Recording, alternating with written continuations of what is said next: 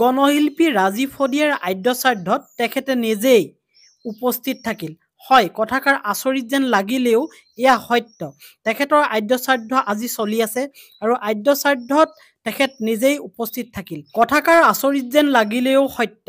হয়, ৰাজীৱ শদিয়াৰ আজি আদ্যশ্ৰাদ্ধ গোটেই ৰাইজে মিলি অসমবাসীয়ে তেখেতৰ আদ্যশ্ৰাদ্ধ পাতিছে আৰু এই আদ্যশ্ৰাদ্ধত এজনী পাৰ চৰাই হৈ ৰাজীৱ শদিয়াই তেখেতৰ সবাহত উপস্থিত আছে। কথাষাৰ অবিশ্বাস্য যেন লাগিলেও সত্য। তেখেতৰ যিটো স্মৃতিসৌধ বনোৱা হৈছে সেই স্মৃতিসৌধৰ ওপৰত এই পাৰ চৰাইজনীয়ে আহি ইয়াত জিৰণি লৈ চাই আছে এই আদ্যশ্ৰাদ্ধত কোন কেনেকৈ আহিছে, কি কৰিছে। অবিশ্বাস্য যেন লাগিলেও এয়া সত্য। ৰাইজে উঠি পৰি কামত লাগিছে, কাম কৰিছে। এয়া হৈছে স্মৃতিসৌধ, যিটো স্মৃতিসৌধত বৰ্তমানো এই পাৰ চৰাইজনী আছে আৰু এই পাৰ চৰাইজনীয়ে ৰাইজক উদ্দেশ্যি হয়তো বহু কথাই ক'ব বিচাৰিছে। মোৰ অনুপস্থিতিত আপোনালোকে দিয়া মৰমবোৰৰ তেওঁ হয়তো বহুত কিবা কিবি কথাই ক'ব বিচাৰিছে এই পাৰ চৰাইজনী হৈ। তেখেতে খুব ভালকৈ চাই আছে সেই পাৰ চৰাইজনী হৈ আহি এই স্মৃতিসৌধটোত বহি লৈ কেনেকৈ চাইছে, কেনেকৈ লক্ষ্য কৰিছে, আপোনালোকে নিজে দেখিলে আচৰিত হ'ব। কাৰণ এনেকুৱা ধৰণৰ অবান্তৰ কিছু ঘটনা ঘটে, ৰূপ লৈ আহে। যেনেকৈ এই পাৰ চৰাইগৰাকীয়ে আহি এনেকৈ নিজৰ আদ্যশ্ৰাদ্ধটোত তেখেতে নিজে চাই আছেহি।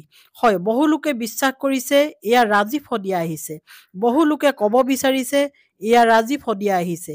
ৰাজীৱ শদিয়াই ৰাইজক উদ্দেশ্যি কিবা ক'ব বিচাৰিছে, কিন্তু এই স্মৃতিসৌধত বহি ৰাজীৱ শদিয়াই কি চিন্তা কৰিছে, কেনেকৈ আহিল ইয়ালৈ এই পাৰ চৰাই হৈ, এইখিনি এটা ডাঙৰ কথা।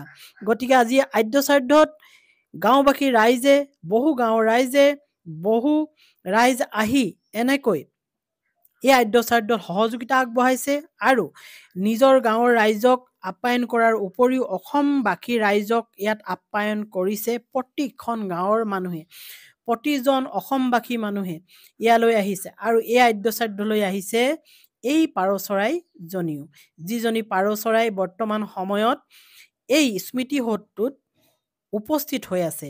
আৰু বহু লোকে কৈছে যে এয়া ৰাজীৱ শদিয়া। হয়তো ৰাজীৱ শদিয়াই পুনৰ গীতৰ মাজেৰে ক'ব বিচাৰিছে, নিজৰ কণ্ঠ নিগৰাব বিচাৰিছে এই ৰাইজৰ আগত, অসমীয়া ৰসাতলে গ'ল অ' ককাই, অসমীয়া ৰসাতলে গ'ল।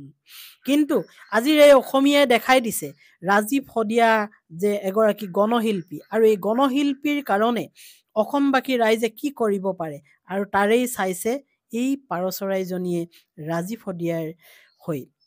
আৰু এই পাৰ চৰাইজনী আছেহি স্মৃতিসৌধটোত। গতিকে ৰাইজৰ এতিয়া উৎসুকতা বাঢ়িছে এই পাৰ চৰাইজনীক লৈ। এই পাৰ চৰাইজনী ইমান জনসমাগমৰ মাজত আহি উপস্থিত হৈ ৰাইজক চাই আছে আৰু বহুতে ক'ব বিচাৰিছে এয়া ৰাজীৱ শদিয়া হয়, তেওঁ সুশৰীৰে আহি তেখেতৰ আদ্যশ্ৰাদ্ধত উপস্থিত হৈছে, হয়তো ৰাইজক কিবা ক'ব বিচাৰিছে। ঠিক আছে দিয়ক, এই খবৰটো মই জনালোঁ আপোনালোকক। আৰু যিসকল ব্যক্তি তাত উপস্থিত আছে সেইসকল ব্যক্তিয়ে এই পাৰ চৰাইজনী দেখিছে আৰু কৈছে ঠিক এনেদৰেই ৰাজীৱ শদিয়াই নিজৰ আদ্যশ্ৰাদ্ধলৈ সুশৰীৰে আহিল আৰু উপস্থিত হ'ল।